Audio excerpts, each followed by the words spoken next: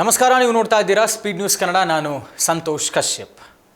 ಡಿ.ಕೆ. ಶಿವಕುಮಾರ್ ಅವರು ಮುಖ್ಯಮಂತ್ರಿಯಾಗಿ ತಮ್ಮ ಕೆಲಸವನ್ನು ಈಗಾಗಲೇ ಏಕಾಂಗಿಯಾಗಿ ಆರಂಭ ಮಾಡಿದ್ದಾರೆ. ಯಾಕೆ ಅಂದರೆ ಅವ್ರ ಜೊತೆಗಿರುವಂಥದ್ದು 13 ಜನ ಸಚಿವರಲ್ಲಿ ಇನ್ನೂ ಕೂಡ ಒಂದಷ್ಟು ಅಸಮಾಧಾನಗಳು, ಖಾತೆ ಬದಲಾವಣೆ, ಇದೇ ಚರ್ಚೆಗಳ ಮಧ್ಯದಲ್ಲಿ ಇನ್ನೂ ಯಾವುದೂ ಬದಲಾವಣೆ ಅಂತಾಗಿಲ್ಲ. ಕೆಲವರಂತೂ ಖಾತೆನೇ ವಹಿಸ್ಕೊಂಡಿರಲಿಲ್ಲ, ಇತ್ತೀಚೆಗಷ್ಟೇ ಖಾತೆಯನ್ನು ವಹಿಸಿಕೊಂಡು ಒಬ್ಬೊಬ್ಬರಾಗಿ ಕೆಲಸ ಮಾಡೋದಕ್ಕೆ ಶುರು ಮಾಡಿದ್ದಾರೆ. ಆದರೆ ತಡ ಆಗೋದು ಬೇಡ, ಯಾಕೆ ಉಳಿದಿರುವಂಥದ್ದು 2 ವರ್ಷ. ಆದ್ದರಿಂದ ಎಷ್ಟು ಬೇಗ ಸಾಧ್ಯವೋ ಅಷ್ಟು ಬೇಗ ಕೆಲಸವನ್ನು ಮಾಡಲೇಬೇಕಾದಂಥ ಜವಾಬ್ದಾರಿ ಮತ್ತು ಒತ್ತಡ ಡಿ.ಕೆ. ಶಿವಕುಮಾರ್ ಮೇಲೆ ಇರುವಂಥದ್ದು. ಹೀಗಾಗಿ ತಡ ಮಾಡಿದಷ್ಟು ನಮ್ಮದೇ ವಿಳಂಬ ಆಗುತ್ತೆ, ನಮಗೆ ಕೆಟ್ಟ ಹೆಸರು ಬರುತ್ತೆ, ಕೆಲಸ ಮಾಡೋದಕ್ಕೆ ನಮಗೆ ಸಮಯ ಸಿಗೋದಿಲ್ಲ.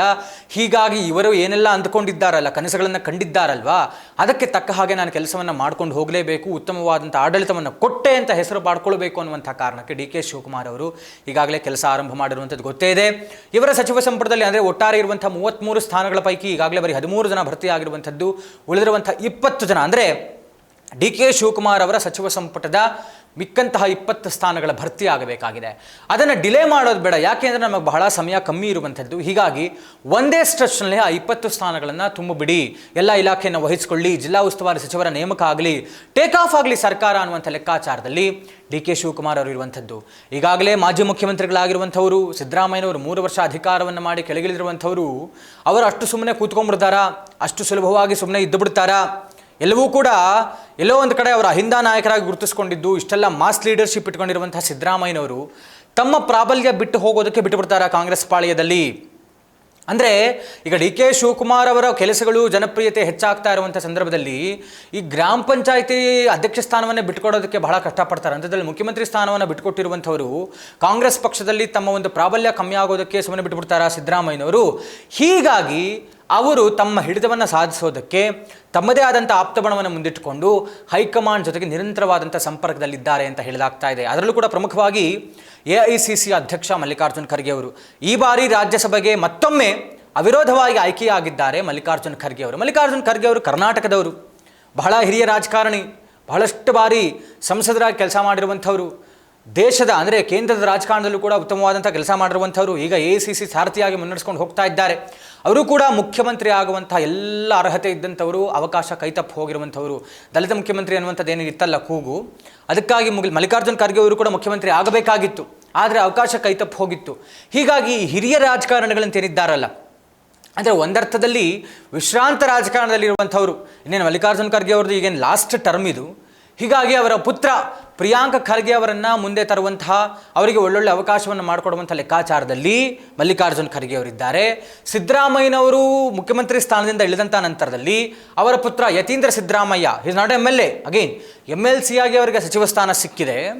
ಈಗ ಇಬ್ಬರೂ ಕೂಡ ತಮ್ಮ ಪುತ್ರರನ್ನು, ತಮ್ಮ ಮಕ್ಕಳನ್ನು ರಾಜಕೀಯದಲ್ಲಿ ಮುನ್ನೆಲೆಗೆ ತರುವಂತಹ ಲೆಕ್ಕಾಚಾರದಲ್ಲಿ, ಉತ್ತಮವಾದಂತಹ ಸ್ಥಾನಮಾನವನ್ನು ಕೊಡಿಸುವಂಥ ಲೆಕ್ಕಾಚಾರದಲ್ಲಿ ಇದ್ದಾರೆ ಅನ್ನುವಂಥ ಚರ್ಚೆ. ಹೀಗಾಗಿ ಪ್ರಿಯಾಂಕ್ ಖರ್ಗೆ ಅವರನ್ನು ದೊಡ್ಡ ಸ್ಥಾನಕ್ಕೆ ಕರ್ಕೊಂಡು ಹೋಗಬೇಕು ಅನ್ನುವಂಥ ಲೆಕ್ಕಾಚಾರದಲ್ಲಿ ಮಲ್ಲಿಕಾರ್ಜುನ್ ಖರ್ಗೆ, ಯತೀಂದ್ರ ಸಿದ್ದರಾಮಯ್ಯನವರನ್ನು ದೊಡ್ಡ ಸ್ಥಾನಕ್ಕೆ ಕರ್ಕೊಂಡು ಹೋಗಬೇಕು ಅಂತ ಲೆಕ್ಕಾಚಾರದಲ್ಲಿ ಸಿದ್ದರಾಮಯ್ಯ. ಹೀಗಾಗಿ ಇಬ್ಬರು, ಸಿದ್ದರಾಮಯ್ಯ ಮತ್ತು ಮಲ್ಲಿಕಾರ್ಜುನ್ ಖರ್ಗೆ ಅವರು ಒಟ್ಟಾದಂತೆ ಕಾಣಿಸ್ತಾ ಇದೆ. ಒಟ್ಟಾಗಿ ಹಲವಾರು ಚರ್ಚೆಗಳನ್ನು ಮಾಡ್ತಾ ಇದ್ದಾರೆ ಅನ್ನುವಂಥ ವಿಚಾರಗಳು ಈಗ ಕೇಳಿಬರ್ತಾ ಇರುವಂಥದ್ದು. ಮಲ್ಲಿಕಾರ್ಜುನ ಖರ್ಗೆ ಮತ್ತು ಸಿದ್ದರಾಮಯ್ಯನವರು ಒಟ್ಟಾಗಿ ಸೇರಿ ಏನೋ ಒಂದು ರಾಜಕೀಯ ಲೆಕ್ಕಾಚಾರದಲ್ಲಿದ್ದಾರೆ. ಅಂದರೆ ಪ್ರಿಯಾಂಕ್ ಖರ್ಗೆ ಅವರನ್ನು ಮುನ್ನೆಲೆಗೆ ತರಬೇಕು. ಅವರು ಕೂಡ ದಲಿತರು, ಅಹಿಂದ ನಾಯಕರಾಗಿ ಗುರುತಿಸ್ಕೊಂಡಂತೆ ಸಿದ್ದರಾಮಯ್ಯರು ಇವ್ರ ಪರವಾಗಿ ಮತ ಹಾಕ್ತಾ ಇದ್ದಾರಂತೆ, ಬ್ಯಾಟಿಂಗ್ ಮಾಡ್ತಾ ಇದ್ದಾರಂತೆ. ಪ್ರಿಯಾಂಕ್ ಖರ್ಗೆ ಅವರಿಗೆ ಈಗ ಡಿ.ಕೆ. ಶಿವಕುಮಾರ್ ಅವರ ಸಚಿವ ಸಂಪುಟದಲ್ಲಿ ಗೃಹ ಸಚಿವರಾಗಿ ಕೆಲಸ ಮಾಡ್ತಾ ಇದ್ದಾರೆ, ಉತ್ತಮವಾದಂತಹ ಒಂದು ಖಾತೆ.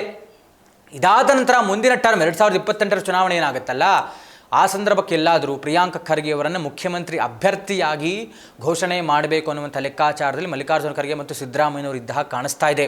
ಪ್ರಿಯಾಂಕ್ ಖರ್ಗೆ ಅವರನ್ನು ಮುನ್ನೆಗೆ ತರಬೇಕು, ದೊಡ್ಡ ನಾಯಕರಾಗಿ ಮಾರ್ಪಾಡು ಮಾಡಬೇಕು ಅವರನ್ನು ಅಂತ ಮಲ್ಲಿಕಾರ್ಜುನ ಖರ್ಗೆ ಮತ್ತು ಸಿದ್ದರಾಮಯ್ಯನವರು ಒಟ್ಟಾಗಿ ಸೇರಿಕೊಂಡು ಈಗ ಡಿ.ಕೆ. ಶಿವಕುಮಾರ್ ಅವರಿಗೆ ಏನೋ ಒಂದು ಸ್ಟ್ರಾಟಜಿ, ಡಿ.ಕೆ. ಶಿವಕುಮಾರ್ ಅವರನ್ನು ಕಮ್ಮಿ ಮಾಡಬೇಕು, ಕೆಳಗಿಳಿಸಬೇಕು, ಬೇರೆ ಒಂದು ಲೆಕ್ಕಾಚಾರದಲ್ಲಿ ಇದ್ದ ಹಾಗೆ ಕಾಣಿಸ್ತಾ ಇದೆ.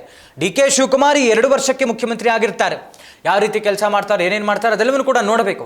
2028ಕ್ಕೆ ವಿಧಾನಸಭಾ ಚುನಾವಣೆಗೆ ಹೋಗಲೇಬೇಕಲ್ಲ. ಕರ್ನಾಟಕ ಗವರ್ನೆನ್ಸ್ ಹಿಸ್ಟ್ರಿ ನೋಡಿದ್ರೂ ಕೂಡ ಒಂದು ಸರ್ತಿ ಅಧಿಕಾರಕ್ಕೆ ಬಂದಂಥ ಪಕ್ಷ ಮತ್ತೊಮ್ಮೆ ಬರಲ್ಲ. ಹೀಗಾಗಿ ಅದರಲ್ಲೂ ಕೂಡ ಈ ಬಾರಿ BJP ಮತ್ತು JDS NDA ಮೈತ್ರಿಕೂಟ 2028ಕ್ಕೆ ಒಟ್ಟಾಗಿ ಹೋಗ್ತಾ ಇದ್ದಾವೆ. ಗೊತ್ತಿಲ್ಲ ಗೆಲ್ಲುವಂಥ ಸಾಧ್ಯತೆ ಯಾರಿಗೆ ಹೆಚ್ಚಾಗಿದೆ ಅಂತ. ಮತ್ತೊಮ್ಮೆ ಕಾಂಗ್ರೆಸ್ ಪಕ್ಷ ಅಧಿಕಾರಕ್ಕೆ ಬರುತ್ತೋ ಇಲ್ವೋ ಗೊತ್ತಿಲ್ಲ. ಹೀಗಾಗಿ DKಶಿ ಸದ್ಯಕ್ಕೆ 2 ವರ್ಷಕ್ಕೆ ಮುಖ್ಯಮಂತ್ರಿ ಆಗಿಬಿಟ್ಟಿದ್ದಾರೆ. ಈಗ BK ಹರಿಪ್ರಸಾದ್ ಅವರ ನೇತೃತ್ವದಲ್ಲಿ KPCC ಇದೆ. ಅವರ ನೇತೃತ್ವದಲ್ಲಿ DK ಶಿವಕುಮಾರ್ ಅವರು ಮುಖ್ಯಮಂತ್ರಿ ಆಗಿದ್ದುಕೊಂಡು ಪಕ್ಷವನ್ನು ಬಲಪಡಿಸಿ ಸಂಘಟಿಸಿ 2028 ಚುನಾವಣೆಗೆ ಹೋಗ್ತಾರೇನೋ. ಹೀಗಾಗಿ ಆ ಹೋಗುವಂಥ ಸಂದರ್ಭದಲ್ಲಿ ಗೆಲುವು ಸೋಲು ಯಾರಿಗಾಗುತ್ತೋ ಗೊತ್ತಿಲ್ಲ. ಒಟ್ಟಾರೆ ಆ ಹೊತ್ತಿಗೆ ಡಿ ಕೆ ಶಿವಕುಮಾರ್ ಅವರನ್ನ ಡಮ್ಮಿ ಮಾಡಿ ಪ್ರಿಯಾಂಕ ಖರ್ಗೆ ಅವರನ್ನ ಮುಂತಂದು ಅವರನ್ನು ಮುಖ್ಯಮಂತ್ರಿ ಅಭ್ಯರ್ಥಿ ಮಾಡಬೇಕು ಅನ್ನುವಂಥ ಲೆಕ್ಕಾಚಾರದಲ್ಲಿ ಮಲ್ಲಿಕಾರ್ಜುನ ಖರ್ಗೆ ಮತ್ತು ಸಿದ್ದರಾಮಯ್ಯನವರು ಇದ್ದಾಗಿದೆ. ಒಟ್ಟಾರೆ ಇವರಿಬ್ಬರ ಜೋಡಿ ಅಂದರೆ ಮಲ್ಲಿಕಾರ್ಜುನ ಖರ್ಗೆ ಮತ್ತು ಸಿದ್ದರಾಮಯ್ಯನವರು ಒಟ್ಟಾಗಿ ಸೇರಿರುವಂಥದ್ದು ಡಿ ಕೆ ಶಿವಕುಮಾರ್ ಅವರಿಗೆ ರಾಜಕೀಯವಾಗಿ ಯಾವ್ಯಾವ ರೀತಿಯಲ್ಲಿ ಹಿನ್ನಡೆಯಾಗುತ್ತೆ, ಏನೇನೆಲ್ಲ ಆಗುತ್ತೆ ಅನ್ನುವಂಥದ್ದನ್ನು ನಾವು ಮುಂದಿನ ದಿನಗಳಲ್ಲಿ ಕಾದು ನೋಡಬೇಕಾಗಿದೆ. ಇದಾಗಿತ್ತು ಇವತ್ತಿನ ವಿಶೇಷ. ನೋಡ್ತಾ ಇದೆ ಸ್ಪೀಡ್ ನ್ಯೂಸ್ ಕನ್ನಡ, ಸುದ್ದಿ ನಿಮ್ಮದು, ವೇಗ ನಮ್ಮದು.